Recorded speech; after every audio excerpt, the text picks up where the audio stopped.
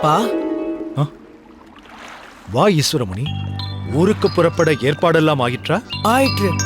தங்களுக்கு உறங்க ஒரு பாயும் ஒரு மனைப்பலகையும் வைத்திருக்கிறேன். வேண்டாம்.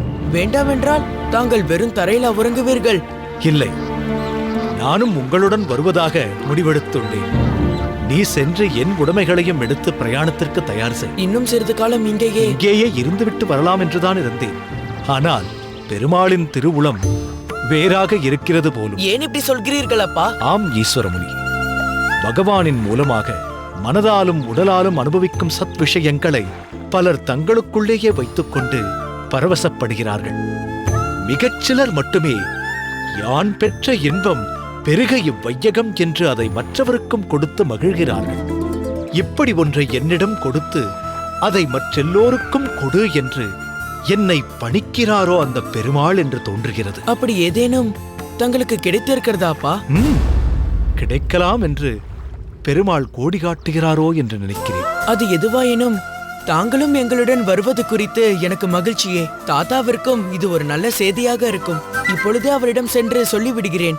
ஈஸ்வரமுனி, எனக்கு ஒரு ஆசை. அதை நீ நிறைவேற்றுவாயா? ஏனப்பா அப்படி கேட்கிறீர்கள்? தாங்கள் சொல்வதை செய்ய சித்தமாக இருக்கிறேன்.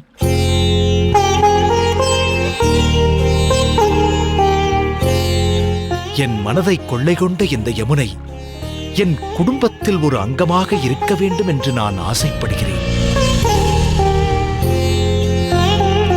ஈஸ்வரமுனி, நான் யமுனையை பிரிந்து வந்தாலும் அதன் நினைவாக யமுனை என்றும் நம் குடும்பத்தில் நிலைத்திருக்க எனக்கு ஒரு உபாயம் தோன்றுகிறது. சொல்லுங்கள் அப்பா. உனக்கு மகன் பிறந்தால் அவனுக்கு யமுனை துறைவன் என்று பெயரிட வேண்டும்.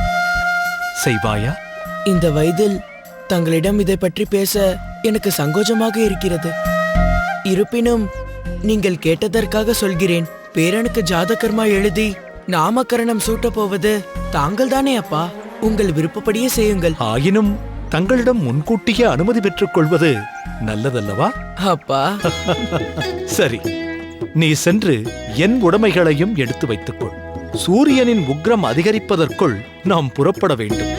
இன்னும் நான் செய்ய வேண்டிய சில அனுஷ்டானங்களை முடித்துக்கொண்டு நான் வந்து விடுகிறேன். சரியப்பா.